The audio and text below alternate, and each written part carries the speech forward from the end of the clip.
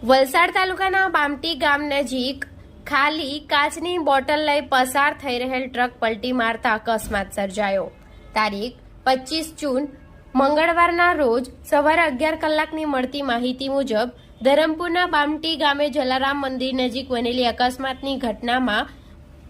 કાચની ખાલી બોટલનો જથ્થો નાસિક ખાતેથી ભરી વડોદરા જવા માટે રવાના થયેલ ટ્રક નંબર GJ16AW1096 બામટી ગામ પાસે આવતા સામેથી અચાનક વાહન આવી જતા ટ્રકના ચાલકે વાહનને બચાવવા જતા સ્ટીયરિંગ પરનો કાબુ ગુમાવ્યો હતો અને ટ્રક રસ્તાની બાજુમાં ઉતરી ગયા બાદ પલટી મારી હતી। જોકે અકસ્માતની ઘટના બનતાની સાથે જ આસપાસના રાહદારીઓ ટ્રક ચાલકની મદદે દોડી આવ્યા હતા અને કેબિનમાંથી ચાલક તથા ક્લીનરને બહાર કાઢી સાવચેતીપૂર્વક સાઈડે